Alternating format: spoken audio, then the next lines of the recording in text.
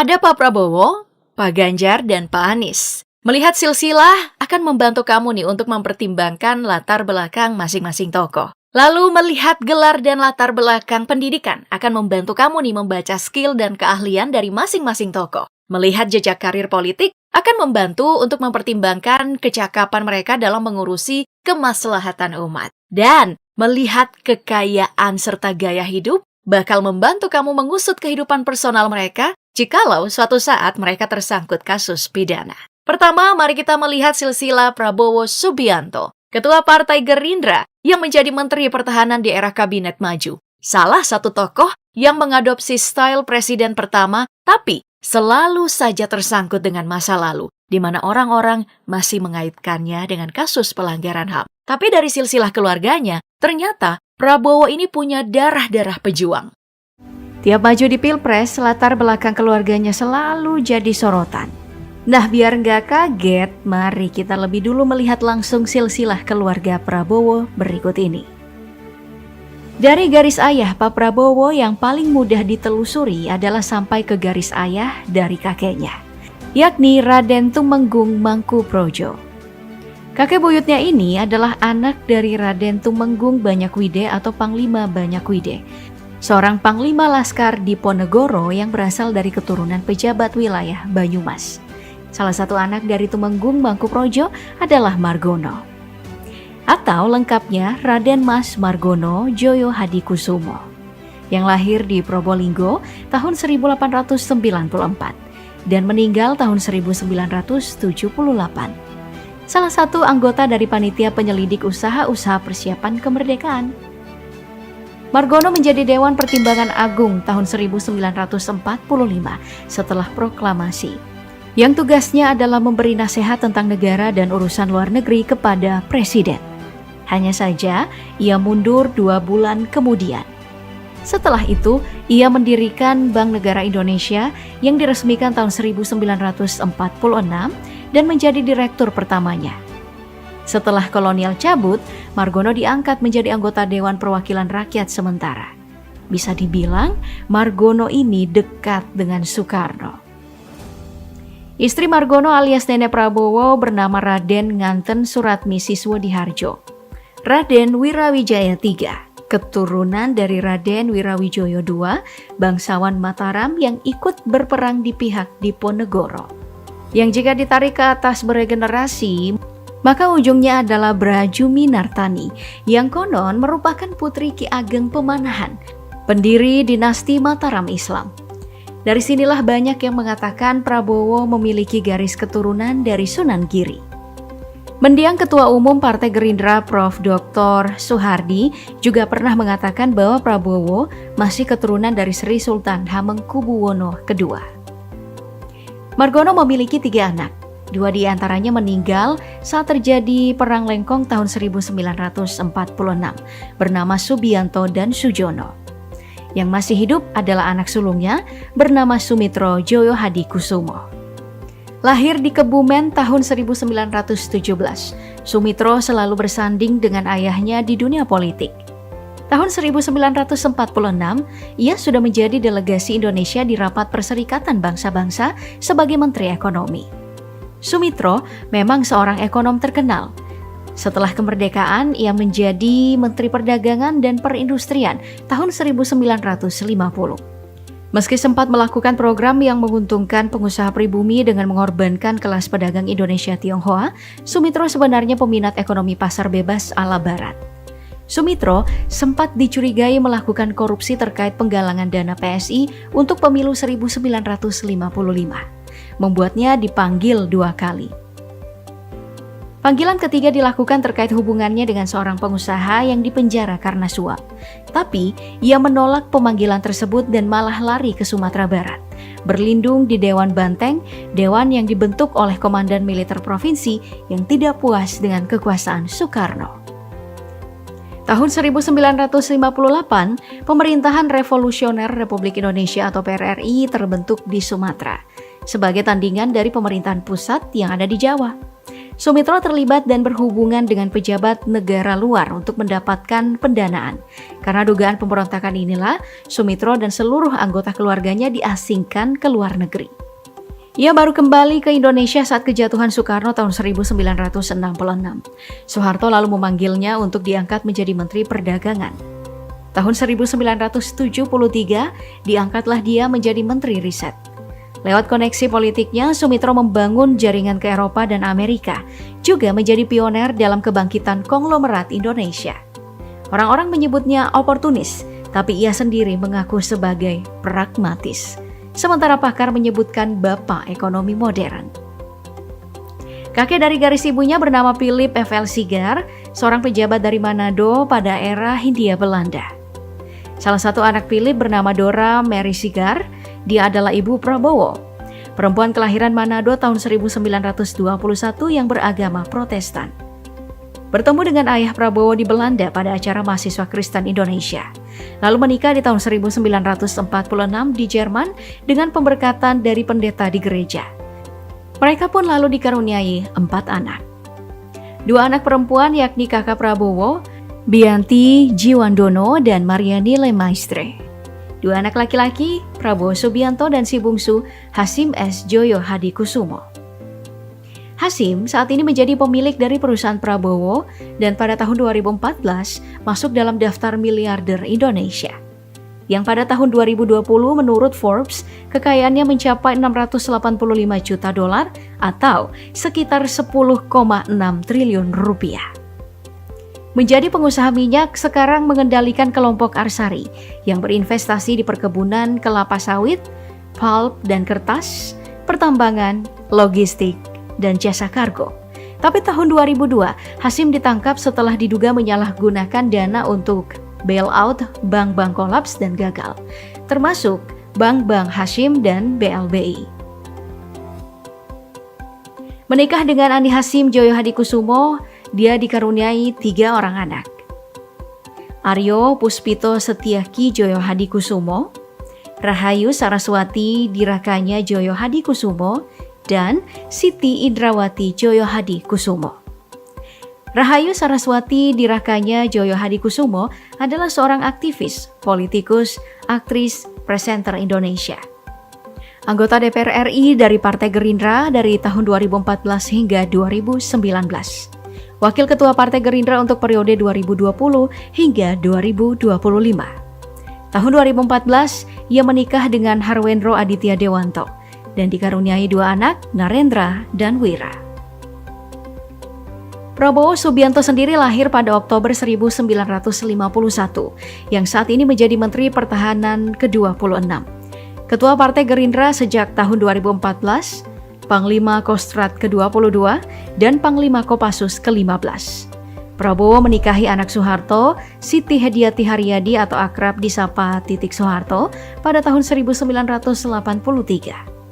Setelah menikah dengan Titik, Prabowo masuk Islam dan menjadi salah satu dari sedikit anggota keluarga yang Muslim di keluarga besarnya. Titik Soeharto adalah anak keempat dari pasangan Soeharto dan Siti Hartina. Merupakan kader Partai Golkar dan terpilih menjadi anggota DPR RI 2014 hingga 2019. Komisaris PT Abitama dan PT Surya Citra Media Tbk atau SCMA. Pada tahun 1998, Titik dan Prabowo bercerai menyusul pengunduran diri Soeharto karena protes sosial yang meluas. Mereka dikaruniai 1 putra bernama Ragowo Hedi Prasetyo atau akrab disebut Didit Prabowo yang lahir pada 22 Maret 1984. Desainer kedua setelah Karl Lagerfeld dan desainer Asia pertama yang mendesain interior dan eksterior dari BMW Individual 7 Series yang hanya diproduksi 5 unit. Ia juga adalah desainer busana yang menjadi terkenal setelah pertunjukan desain pertamanya di Paris Couture Fashion Week Spring and Summer 2010. Dalam banyak desainnya ia selalu memasukkan unsur Indonesia seperti songket, brokat, dan tenunan tangan tradisional Indonesia. Jadi, yang bilang beliau keturunan Sunan Giri bisa jadi dari garis ayah, sementara keturunan Cina bisa jadi dari garis ibunya. Tapi kalau keturunan Yahudi sih itu belum jelas ya.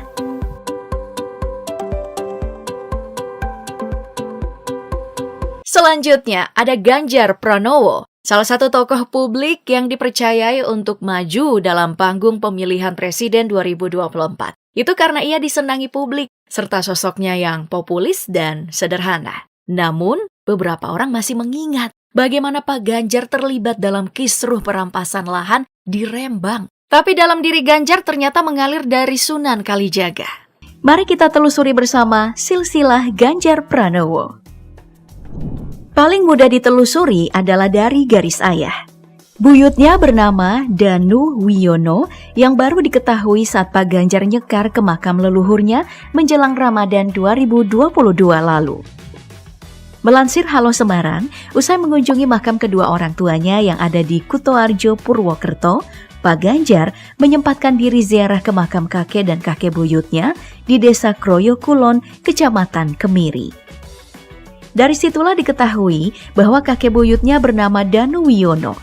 Santer diisukan buyutnya ini adalah cucu dari Kanjeng Raden Tumenggung Mandoyo Nagoro yang memiliki putra Raden Mas Abdullah, yang mana mereka satu keturunan dengan Sunan Kalijaga.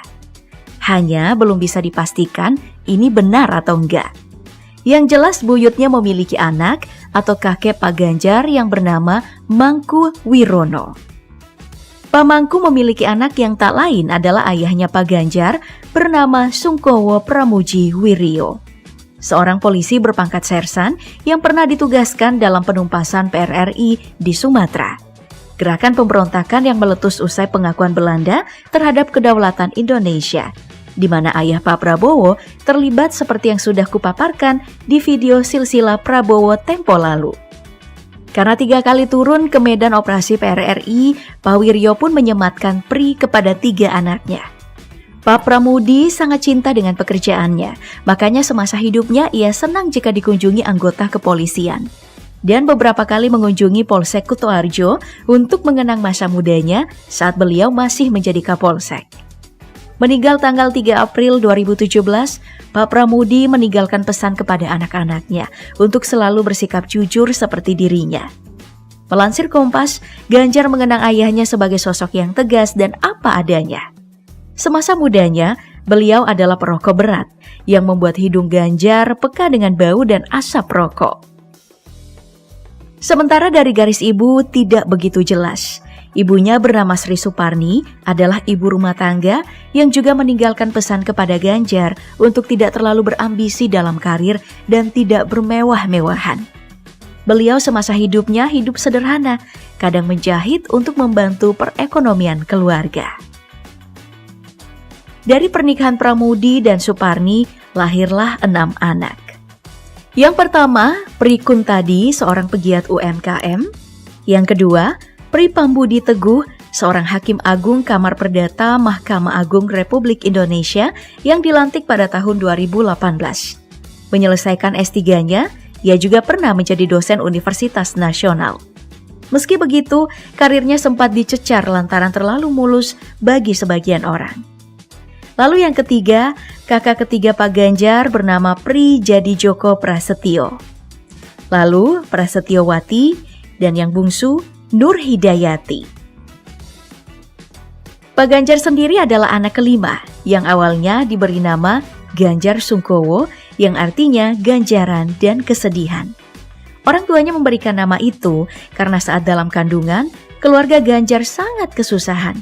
Lalu lahirlah beliau yang dianggap ayahnya sebagai hadiah dari Sang Pencipta.